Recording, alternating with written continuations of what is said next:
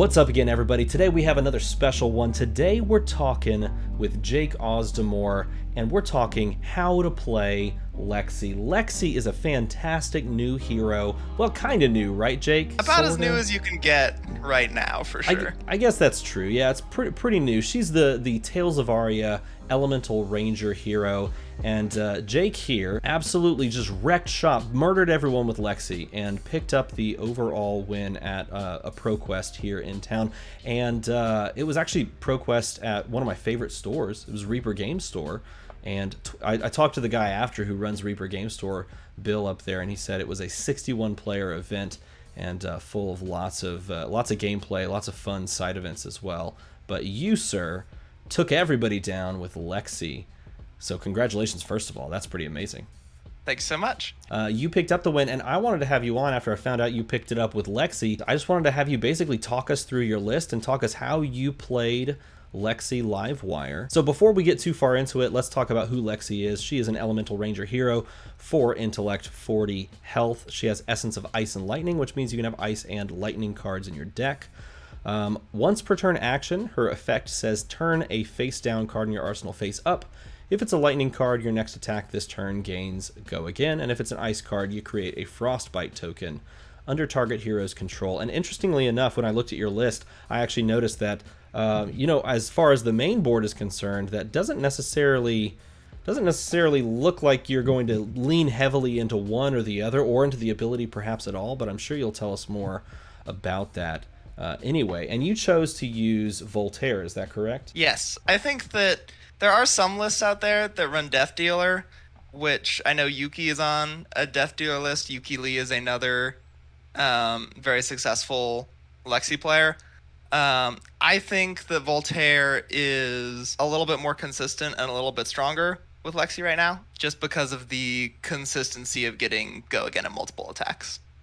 Yeah, and yours is definitely leaning more towards the, I want to call it lightning archetype, because even though you don't have as many lightning cards as one would think, perhaps, when looking at like a lightning list, the lightning archetype, of which I would say there are probably 2 archetypes in general for Lexi.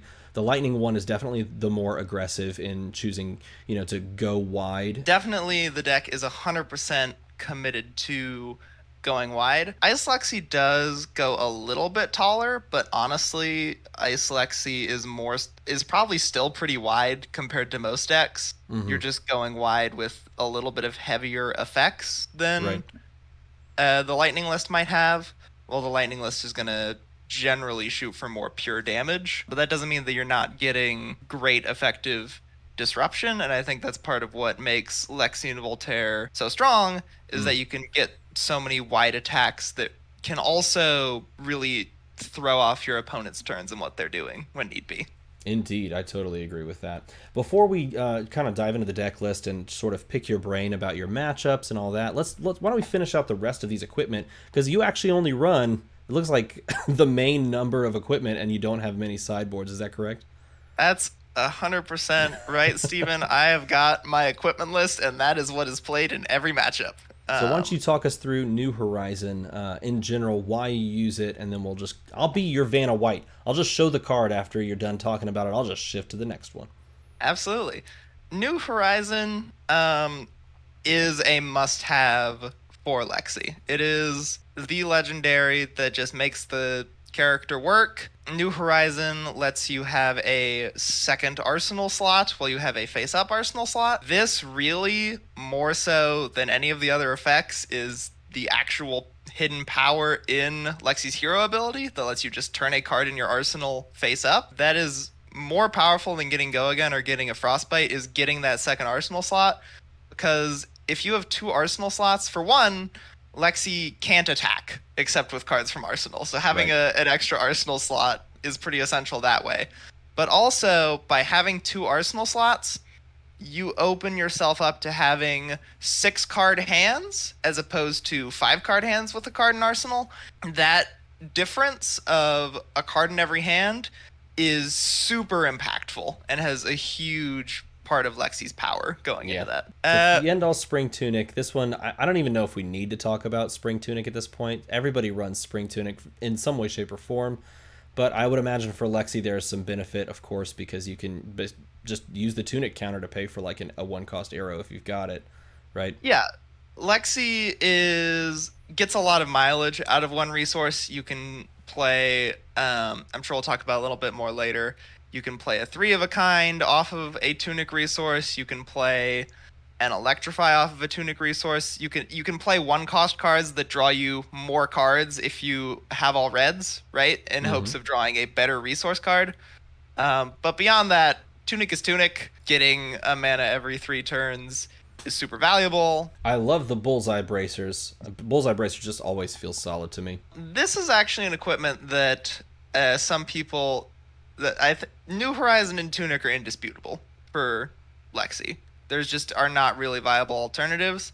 But for arms and legs, definitely there's another card, Shock Charmers, which some people run over Bullseye's Bracers. Bullseye's Bracers is really great because Lexi is limited in her damage output by the number of cards you can get into your arsenal on a given turn. And I think with Lexi's kind of strategy, especially with this strategy of combo pieces and trying to play as many arrows as you can on specific turns where your arrows are all buffed, Bullseye's Braces is really essential. And the Arcane Barrier 1 is nothing to sneeze at. 1000%. And then finally, you have one of my favorite old school cards, the Powerhouse Snapdragon Scalers. Snapdragon Scalers is, again, just a really good aggressive card generally. It has a couple of unique functions in Lexi, namely that if you start a turn with 2 arrows in Arsenal, and neither of them have go again, then you can allow those turns to happen and have really big setup turns with multiple arrow attacks out from the get-go. And frequently the turn where that comes up the most is turn 1, where you're going second.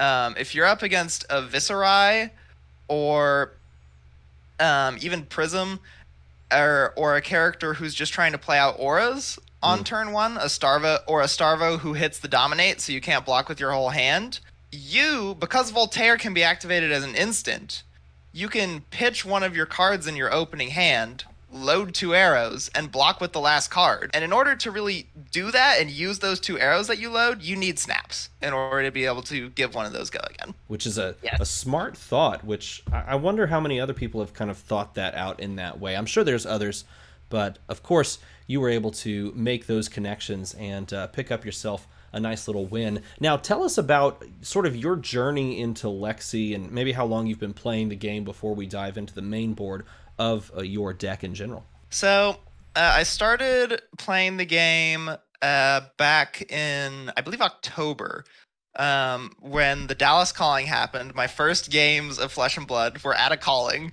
kind of thrown straight into the fire, to be sure. So a little while after Tales had come out, I started on Lexi then. I started out playing Ice Lexi, and I've been on Lexi since, and I really have not deviated from the deck at all. I was on Ice Lexi until about 2 weeks ago when I saw that a Lightning Lexi list had significant success in a pro quest, and I saw the deck list, didn't get it on first glance until I really sat down and built it to play it and test it myself. And then just playing it once was enough to make me understand, because Lexi has a very fundamental dynamic between pitching and playing cards, right, for Voltaire. Because on Ice Lexi, frequently what a turn looks like is that you pitch a blue, you load a 1-cost arrow, such as a Chilling Ice Vein, and shoot it, and then you can either shoot another 1-cost arrow from your arsenal, or you can shoot a 0-cost arrow and activate Voltaire a second time to load a second 1-cost arrow into your arsenal. So you're getting 2, sometimes 3 arrows a turn. With this lightning list, and with other lightning lists, you pitch a blue or a yellow, and you load a 0-cost arrow and shoot it, and you load a 0-cost arrow and shoot it, and then you shoot a third zero cost arrow from your arsenal. Yeah. And then you still have a card in your hand after you pitch one and play two arrows from your hand to arsenal for your next turn.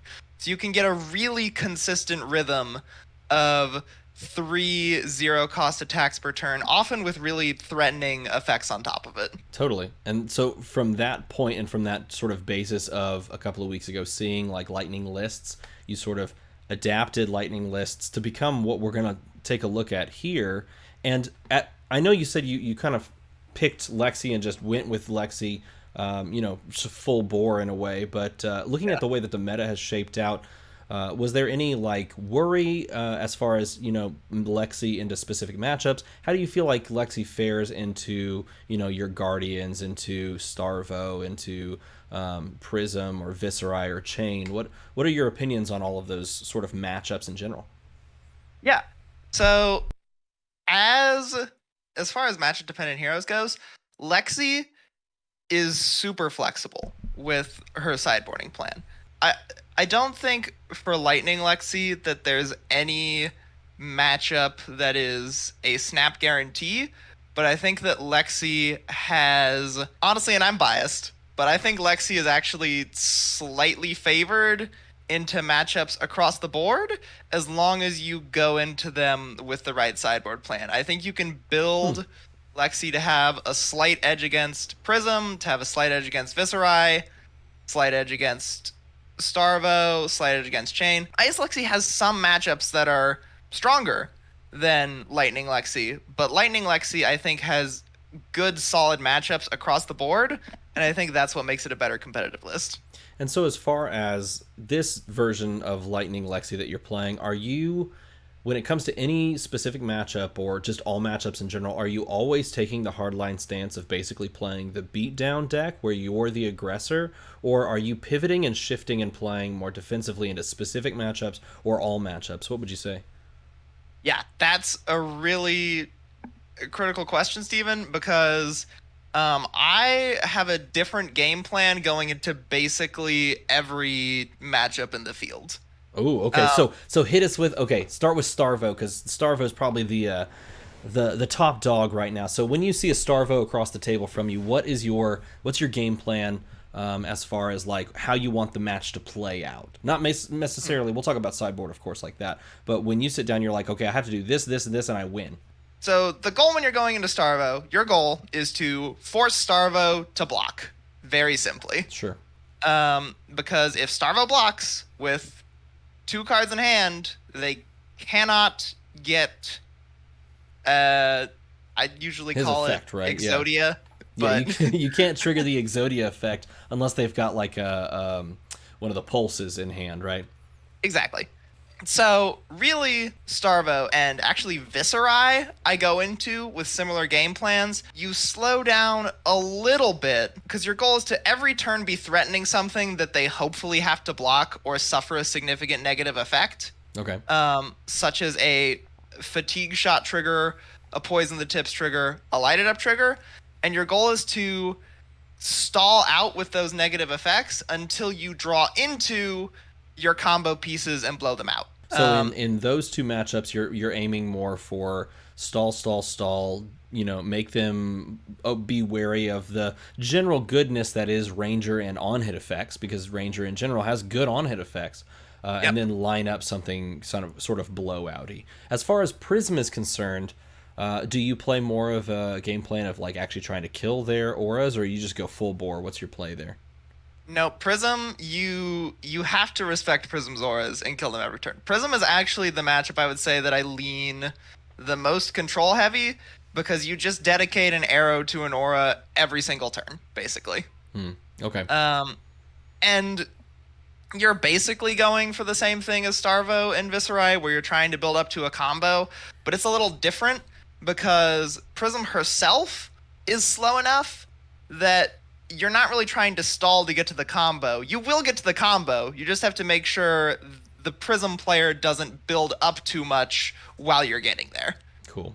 Okay. And that's an important distinction, I feel. Yeah, no, definitely. And I think those are similar game plans in that respect. Now, are there any matchups where you're just like, cool, I just go all out and race? Yep. So that is the chain matchup, and also not that I've seen a ton of it, but also the Briar matchup. Really, the best way I've found to stop those matchups is you can still threaten your Valadon hits, but the things that are most threatening to those decks is getting them to low life totals. Chain especially, because of the threat of Blood Debt. Briar, you just kind of have to outrace and go faster than Channel Mountain Zeros. And in both of those matchups, you're hoping to hit just a little bit of disruption, because if you're hoping to draw one Blizzard, and generally one Blizzard is all you'll need. Okay. Because their damage is so focused onto singular turns that if you can interrupt one of them, then they don't have enough gas to come back and outrace you back. Makes total sense. So we have our game plan of how we're going to play into specific matchups. Now let's kind of dive into the main board. And it looks like the main board is 45 cards. 45 card full main board. And the way you were saying that you look at this is sort of like a main board core. And then from that core, you add cards in from your sideboard based on the matchup. Is that right? Yep, absolutely. Okay. So it looks like we have 27 overall attacks. If I just did my math right, I just counted it.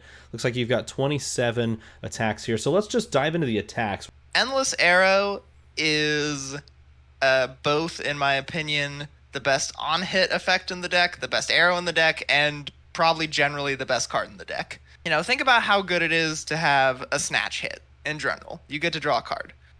Endless Arrow, when Endless Arrow hits, it does that, except that the card it draws is itself, and you can use it again immediately. Right. And then continue doing that on every single turn, that it is not full blocked for the rest of the game. The ideal line is, for a lot of turns, is play a bunch of arrows or a bunch of effects that ask for blocks, and then end your turn with an Endless Arrow from Arsenal, put it back in your hand as the last card in your hand, put it right back in Arsenal. Yeah, super nuts. So of course you run three of those straight off the top. Absolutely. Let's talk about Light It Up, because I think Light It Up is or at least perhaps in the outset of Tales of Aria, was kind of underrated. Yeah, Light It Up. I have always been on as a strong card for Light It Up. I've even tried to force it into some Ice Lexi lists with a little bit of hybridization to mixed success. But Light It Up is just a card that is incredibly ahead of rate, right? It's a 1-cost arrow for 4, and it's a yellow. That's all what you expect. But the fuse threat is insane. I mean, it says if it hits a hero, you deal 1 to them for each equipment they control. Frequently, players have all 4 equipment. Starvo frequently has 5. Yeah, you count the shield for this effect, which is really important to note. If you're playing Lexi, this counts the shield if you're playing against a Guardian. I mean, just think about what we're talking about here. That's a 1-cost attack that does 8, 9 potentially. And it's a yellow as well. I think it's just one of those things that if you're playing Ice Lexi, it's hard to put in the deck. But if you're playing Lightning, of course, it is a perfect fit. Also a perfect fit in literally every Ranger from now until the end of time is Bolt and Shot. You've got the red Bolt and Shots, and I will say you also have the yellow Bolt and Shots in as well. Full set of them. I think this is a shoe-in for inclusion in the deck. Yeah, I mean, Steve, you got it exactly right. Bolt and Shot is a pretty automatic inclusion. The fact that it gets the automatic go again from giving it +1 means that it's a 0-cost arrow that threatens 5 every time. It also is an arrow that you can just play directly from your arsenal at the start of your turn and give it go again if you have a Rain Razors or a Lightning Press or an Art of War. And that kind of turn pattern comes up a lot, because if Bolt and Shot's the only card in your arsenal and you shoot it as the first card in your turn, it then has the nifty text, if it hits, reload. That is so much added value. This card has so much past the curve of just like good cards, you know? Yeah. And reload is super impactful in this deck for the same reason that Bullseye's Bracers are super impactful, because every card that you get to reload is 1 extra attack you get to throw at your opponent, and by the time that you're throwing 4+ attacks, they just run out of cards to block with. Yep. Bolt and Shot, super value card, great. Run the reds and the yellows because the yellows will always be at 4 because you just Yep. always give them +1. The reds and the yellows should be in every every Lightning Lexi, and probably every Ice Lexi too. 1000%. I totally agree. It's literally a must-have card. Hey, I want to start with this one because you have, I believe you have all yellows and blues of Fatigue Shot. This card is so good right now, specifically because Starvo exists. Yeah. Fatigue Shot, though, is great into Starvo, but not just Starvo. A lot of card evaluation, right, comes down to how much extra value that the card gets you over its normal cost, right? So, just like Light It Up is, again, a 1-cost arrow, comes in for 4, pitches for yellow. That's the normal rate that you would expect from that kind of an attack. But then, Light It Up threatens 3 to 4 extra damage. Fatigue Shot threatens frequently 2 to 3 extra damage. It just comes in the form of damage prevention instead of damage being dealt. Yeah, that's exactly how you can think of this. Is like, think of this as an arrow that deals this damage and then avoids. It's almost like a defense reaction in a way. It's an attack it's an attack that is also a defense reaction built in if your opponent doesn't block it out. So no matter what, they're either committing cards from hand to stop this so that they can have some turn, or they're not taking damage and having their next attack, so they have to change their play pattern, or they just have to live with the fact that their next attack is going to be weak. So this card is so good, and I was so happy to see this card. And technically, I think this is a 9 of in your deck. It is a 9 of. Aren't the reds in the sideboard? The reds are in the sideboard. The yellows and the blues, again, for the same reason as Light It Up, sometimes you don't really want to be playing 1-cost arrows on a turn. Because, again, the deck is really dedicated to arrow, arrow, arrow. You want to be shooting 3 per turn. Fatigue Shots are really nice to be able to play from Arsenal, so you can pitch a blue, shoot a 0-cost, shoot a 0-cost, shoot a 1-cost. Yeah. But Fatigue Shot red, sometimes it in matchups where the half effect is not as impactful, there's a lot of times where you would rather see just another 0-cost arrow. Sure. But the yellows and blues, you're never upset to see, whether it's for pitch or a solid attack. Solid points all around. Hey, Searing Shot. We were talking about this a minute ago. Searing Shot is a card that not a lot of people play, but you know what? It's a 0 for 4, and it's really kind of like a 0 for 5 in a way, if you think about it that way. Searing Shot is definitely the last arrow that goes into the main board. I mean, all these others we've talked about have hyper-threatening effects or really just strong synergies, right? Searing Shot, it's just solid. It's good. Slightly less value than your average Fatigue Shot, but more importantly, it's a 0-cost. It's got a don't underestimate that 1 damage. It's a very powerful effect. It's a very innocuous on-hit effect that your opponents might ignore, and you can very easily get 2 to 3 extra damage in a game across from Searing Shot. And let me tell you, the ProQuest, Searing Shot's extra damage was a difference maker in several games where it came down to 1 life to 2 life or similar. I believe this was also a spoiler card that I got to spoil on in Arcane Rising 2. So special place in my heart as well.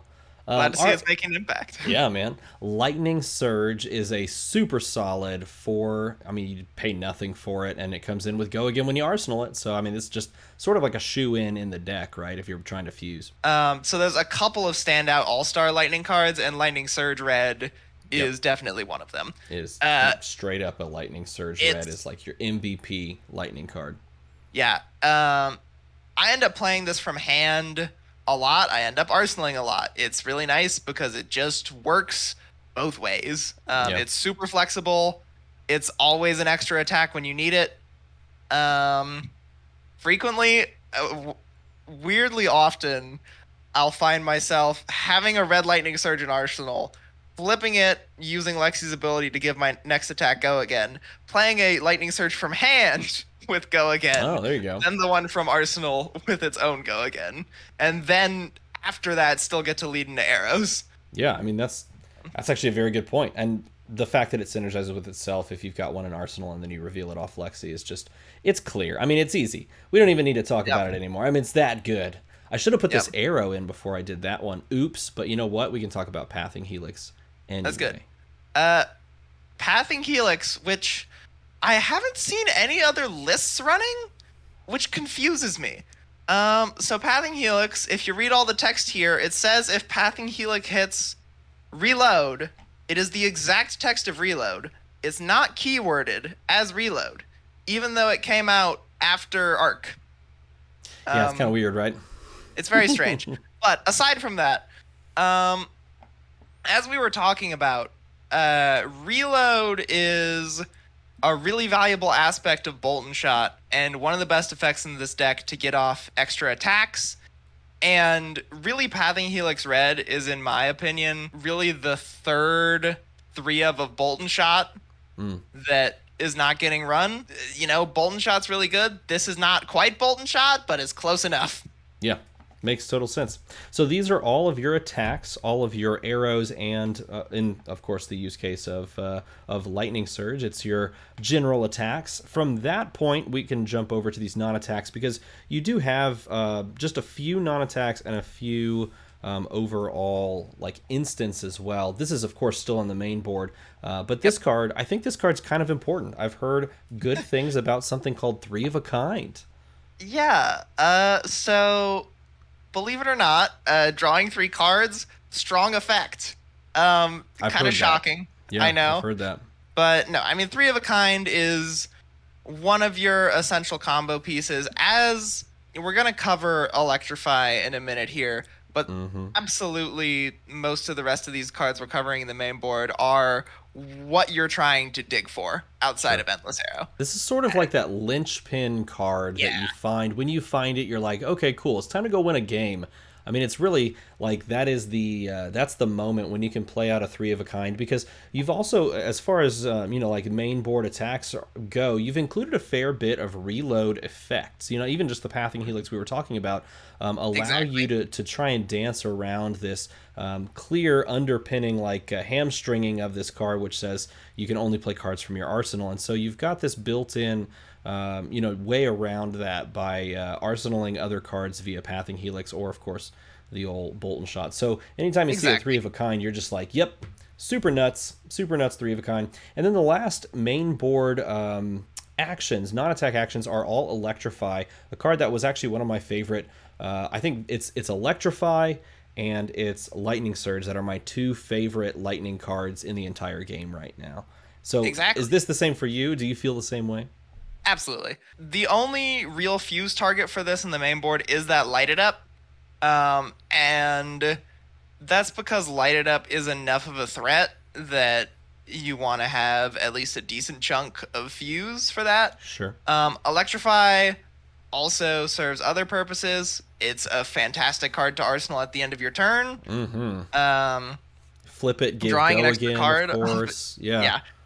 Draw the card off planet from Arsenal, like you said. Yeah, and literally, there's no downside to this card. It cost 1. I guess that's the downside. It blocks 2. Yeah, I'm sorry. It blocks 2. Whoops, there it is. But even just the on-hit effect is so good, man. I mean, an exercise that I like to go through is how much value is a card worth playing it from Arsenal.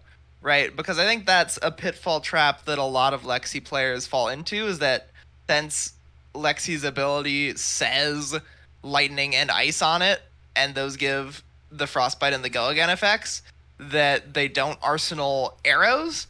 But your average arrow getting arsenaled is worth probably 4 to 5 damage, right? Because it's 0 cost, it's 4, you get to shoot it, it's worth about 4 or 5. That's actually worth more than most ice cards and lightning cards, even plus a frostbite or a go again. Not the case with Electrify or Lightning Surge, right? Electrify gets you a whole nother card, it gets you 2 damage, and it gets you go again. That's a lot of extra value. And, I mean, they're fantastic pitch card options. I Yep. mean, they're so flexible in this Yeah. deck. And this little Okay. stack of cards, these are all of the instants that are main board. And we do have more instants than I would have expected. We have 9 instants in main board, but they're all very good, like Rain Razors, for example. Yeah. Rain Razors is insane.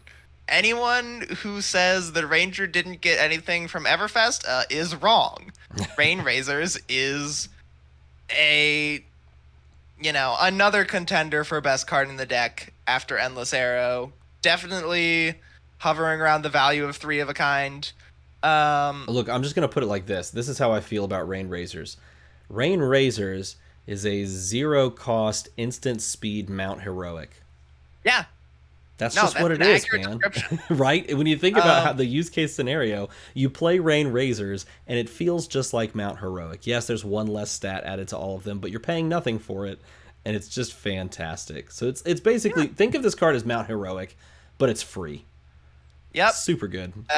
Free Mount Heroic is about the power level that it feels to play as well. Rain Razors, good card. Let's just write that down, everyone. Good card. Lightning Press, also good card, because it basically falls on everything you're running except like one sideboard card. This falls on literally everything except the one that we'll talk about here in a moment, which is just super value. Plus, it's also something you could reveal if you choose to arsenal it and mess with your opponent's head for go again. And yeah, there's a lot of upside here. It doesn't block, but I guess none of the instants do. Yeah. Outside of that, it's just like pure upside. Yeah, Lightning Press is it's Rain Razors but a little worse, right? It only gives it to 1 attack, but that 1 attack is still super threatening. You get the lightning upsides. Insane to just have this showing face up and just have a lighted up or an endless arrow just coming at your opponent. There's just no good choices for them at that point. Art of War was interesting to see in your deck. I'm not going to lie. I did not expect to see Art of War in Lexi. Tell me why it works. Think of it as half of a Rain Razors and half of a 3 of a kind. And that's probably the easiest way to get it across. You can attack. It's still an instant, remember. So you can attack with one of your on-hit arrows straight out from Arsenal. Frequently it'll get blocked by a card and an equipment. That +1 can still be just enough to get it over. And your modes almost every time are going to be +1/+1 and the banish mode. The go again mode is not super relevant most of the time, and is not really what you want to be doing with the card, ideally. Sure. Yeah, that's a really good way to think about it. Is basically you're playing Tome of Fiendal, but also allowing yourself a buff on top of it. And I hadn't really thought about it that way, so that's a really interesting way to take it. And it makes sense in this deck list too, because you're looking at the value of all of these arrows and the cost of all these arrows, and it's so small in general that like you can easily get more value off of Art of War in this deck than you can in other decks where you're perhaps running more situational non-attacks, or other cards that, like defense reactions that block for this. So it makes a ton of sense in a deck that is basically just loaded for bear with a bunch of cheap things, right? Yep. So that covers our main board. Now let's jump into the sideboard. And again, the way that you're thinking about this is sort of like your 45 card core with a large sideboard that you can really just bring cards into this core for, and then just side them in for specific matchups. Now we'll start. I think we'll start with Snatch, because this was a card that you were saying you had some strong feelings about after the fact. Is that right? After playing through your ProQuest? Yeah, so going back a little bit to what we were discussing kind of at the start with the matchup dependencies for Lexi.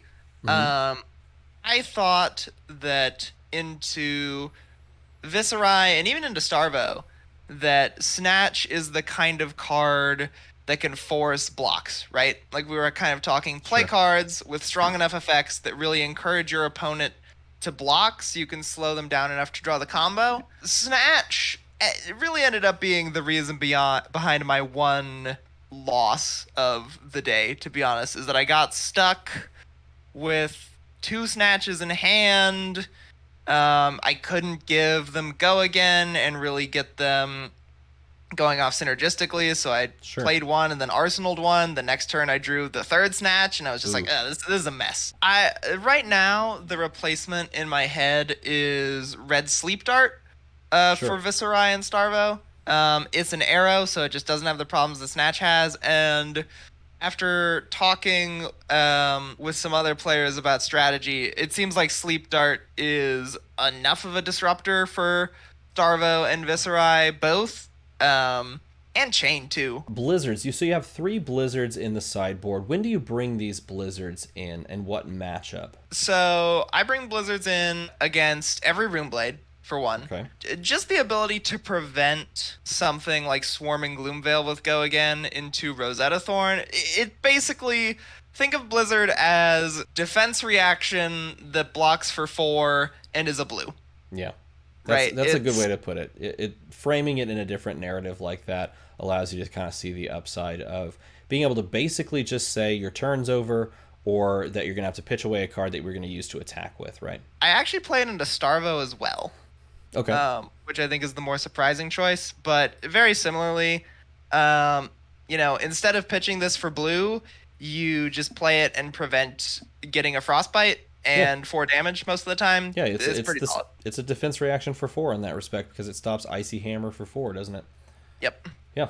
You also have 3 blinks in the deck as well, or in the sideboard, I should say, and you're running blinks into, I would guess you'd be running it into Prism so that you can blink and gain an action point. Yep, Blink is just for Prism. A decent number of these sideboard cards are going to be just for Prism. Oh, okay. One of the big problems with Prism is Arclight Sentinel, right? Let's say if you play a Rain Razors or a 3 of a kind and anticipation of doing a big combo turn, Arclight Sentinel can totally slow down a lot of your value. Blink just lets you completely avoid that. Taking a first turn action, having the Prism pitch their entire hand to play Arclight Sentinel, and then playing Blink when you're doing a combo turn, and then they have nothing to block all of your arrows for the rest of that turn. Super lethal. You're just gonna win. Yeah. Yeah. Yeah. And it's also good for blowing up 2 auras when Prism plays 2 things that are super threatening, just in general. Exactly correct. Like a Parable of Humility, Orogenesis, and Shimmers of Silver. Yeah. Yeah. You gotta tell me about Poison the Tips. Okay, I loved this card, but I never got to really embrace it because Poison the Tips was just one of those Majestics that people didn't like from crew. Poison the Tips is the ad that I am the most happy with over other people's lists, because the confusion on people's faces and then the realization of what's about to happen is really priceless, in my opinion. Oh, so true. So Poison the Tips in this list lets you say, hey, for this turn, you're playing Ice Lexi. Yeah, that's a good way to think about it. Sure, yeah. And that is really powerful. Yeah, you run this into Chain, you run it into Starvo, force them to discard their hand. They can't keep the Exodia, the 3 elements. Again, it also has Reload, a keyword that we've talked about a lot as having a lot of impact. Poison the Tips also just lets you cycle a turn, right? It says, we're both going to basically discard our hands. You might take a little bit of incremental damage that gets me some nice on hits, but you're at least going to have to block with your whole hand, and then we both will draw a new 4 because you're just going to pass it back to me. Yeah. Lets you dig deeper in your deck to get to those combo hands with Art of War, with 3 of a kind, with Rain Razors. Snapshot. Yeah. Snapshot's a good card, man. I was actually surprised that this wasn't in your main board, but talk to me about why this is in your sideboard and when you bring it in. So this is actually an interesting distinction, because we were talking about Searing Shot before, and this was kind of the big evaluation before I went to the tournament. Is like, which is Snapshot better or is Searing Shot better, basically? And I mean, my conclusion was that Searing Shot was better because it has more consistent value, and mostly because you don't need to fuse. Yeah. And that was the big, actually kind of final decision I made with this deck. The fact that you're just deciding to not care about fusion a little bit more, except for basically Light It Up. Snapshot is a good fuse, but it doesn't have Light It Up's fuse. Yeah. It's not close. Snapshot gets boarded in just generally if I want more 0-cost arrows, and also if I'm boarding in more lightning cards, which ends up being into Prism as well, because you board in Blinks into Prism. Right. You board in, we're going to see in a second here, Blue Lightning Surge into Prism. You're running a little bit more lightning. You are, wanting to get more zero-cost attacks out to shoot auras. Snapshot fits really nicely into that game plan. Snapshot's Fuse is not going to be needed except on 3-of-a-kind turns, which are also the turns where you are most likely to have a lightning card to also fuse it. So it works out. That makes sense. Pretty nicely. Yeah, that makes total sense. I mean, it is still a nice little zero cost for 4. Hey, we have Seek and Destroy, my buddy Red Zone Rogue's spoiler card. I mean, it's best into Starvo, right? Okay. Because Starvo really relies on Crown of Seeds in order to get those extra, draws in order to try and get the triple fuse. Yeah, so Seek, and everyone, is like, oh, don't run Command and Conquer into Starvo. They can just Crown of Seeds it in response. Well, Seek and Destroy has the opposite style, where it hits, and then they don't get the chance to Arsenal at the end of their turn. Yeah. So it's really the only card that can actually threaten Starvo's Arsenal, which is, I think, a big plus factor for Lexi. We talked about Fatigue Shot Red a little bit earlier, so we don't have to talk about it too much, but I do want to know where you bring this in for. Again, Starvo, I feel like, obviously. Yeah. Also run it just into Viscerai for the kind of delayed stall thing. I was trying to run 1 or 2 of these into Prism to deal with Heralds, but Snapshot just ended up feeling better most of the time, just to have that zero-cost aura attack. And Prisms are playing so few Heralds now anyways, that the blue and yellow fatigue shots generally did the job enough. So again, into Viscerai, into Starvo. Into Starvo, yeah. Makes ton of sense. Starvo. Yeah. Battering Bolt. Hey, this is the only card that you can't lightning press in your deck. So it's a Prism Phantasm card. Yep. One of the few, right?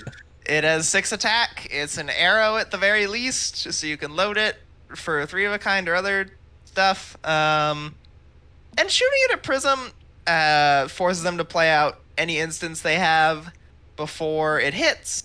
So it's good enough. It's mostly a Phantasm card at the end of the day, though. Sure. I wish there was more to say about it, but you play it into Prism, you Phantasm a Herald, block with a 6 attack. Yep. That's really what it's there for. Makes sense. Sometimes you just need them, right? Yep. Speaking of Prism cards, you got Blue Lightning Surges in here as well. Those are, you were mentioning, are also for the Prism matchup. Having cheap attacks to throw at auras, super valuable. And then finally, you have another nice little Prism sideboard card because it's a 6 attack. Some card called Command and Conquer. Yeah. This card is bad. I don't know why anyone runs it. You've got 3 in your sideboard, so I mean, like, yeah. As a Lexi player, no one should run this card. Yeah, I mean, no, and in all sincerity, Command and Conquer is incredibly above rate for value on face. It doesn't fit your game plan when it's not getting insane value, which is when you have it as an option to Phantasm for Prism, or, of course, into a Ranger Mirror, where threatening to destroy their arsenal is frequently one of the only card that will force them to block that you'll play the entire game. Yeah. I mean, it does make a ton of sense too, and it's one of those cards that's like a perennial just inclusion. It's just you consider it. It does a lot of things for a lot of different matchups, and it's just pure value as well. So you could just include this in a lot of different matchups as well, right?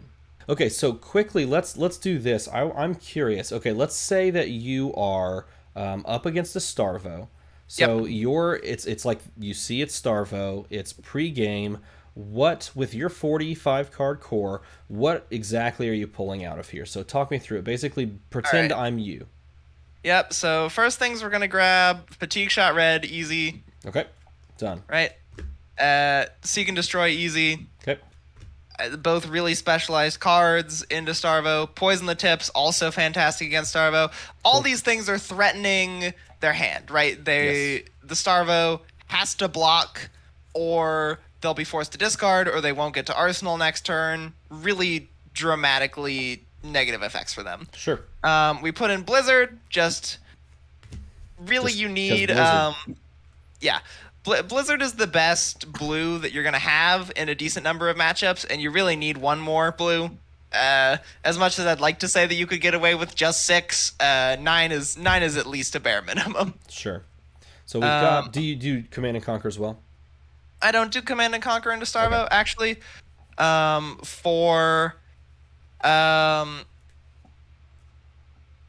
the the reason that it can be dodged with Crown of Seeds. Sure. So what I'm generally going to end up adding here is Looks like 12 cards we've added at this point. So yeah. that pushes your So deck so the to, last one that's going to be added is 3 more arrows probably, which in this current version of the list would be 3 snapshots, but in future versions would probably be the 3 sleep darts that would replace the snatches sure, that I was makes talking sense. about. So in this current iteration, then you would grab 3 snapshots, but in future versions, after your full day of playing in a pro quest, these snatches would end up becoming sleep darts, and then they would pop on in there, and that would be your Starvo matchup packet that basically just gets jammed into the main board, and you're good to go, right? And that also is going to end up being basically your package against Viscerai or any of the other Rune Blades for ultimately somewhat similar but ultimately different reasons. Blizzard and Poison the Tips are really the bigger threats into Chain, Sure. Briar, Viscerai. Well, it's definitely Poison the Tip, Fatigue, Shot are gonna have more of an and Seek and Destroy especially. Into Starvo. Okay, so that would be your Rune Blade matchup, and your Starvo matchup would be these cards. These 15, I think, is what it is. As far as sighting in for Prism, you just basically grab the other stack and just throw that in. No, Prism has her own stack. What about snapshots? Do you include those ones?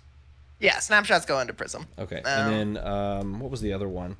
It would be Sleep Dart, but right now it's Snatch. Sure. So if we basically just grab the Snatch or the Sleep Dart in the future and jam that in as well, which I think is also 6, 7, 8, 9, 10, 11. No, 12, the Sleep Dart would just be for Starvo Biz. The Sleep Dart's not a huge impact into Prism. Cool. So you're not running Sleep Dart in there. Are you running? So just these 15, yeah. Yep. So it's a 60 card deck into all of the top matchups, and it really needs to be because again you have to dig for your combo pieces. The only I wouldn't run more than 60 except into some of the more off meta matchups. I met a Bolton on the way up with the Pro Quest that was 2-0 that I ran more than 60 cards into because Bolton or any warrior has a lot of 3 blocks. Oldhim would have a lot of similar 3 block problems. Sure, yeah, you need to block. You need to deal with blocks as playing against Oldhim. Yeah.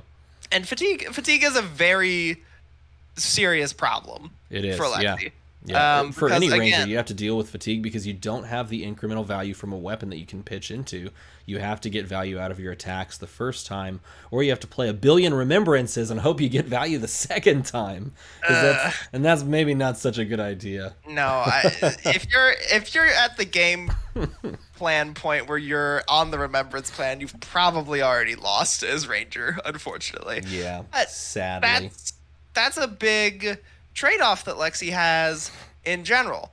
All of your arrows get to have these extra on-hit effects and to get buffed by your weapon because you don't have a weapon. That's kind of the trade-off, is that all of your individual cards that you're playing are more valuable because you don't have that value mainstay just on your board. Totally.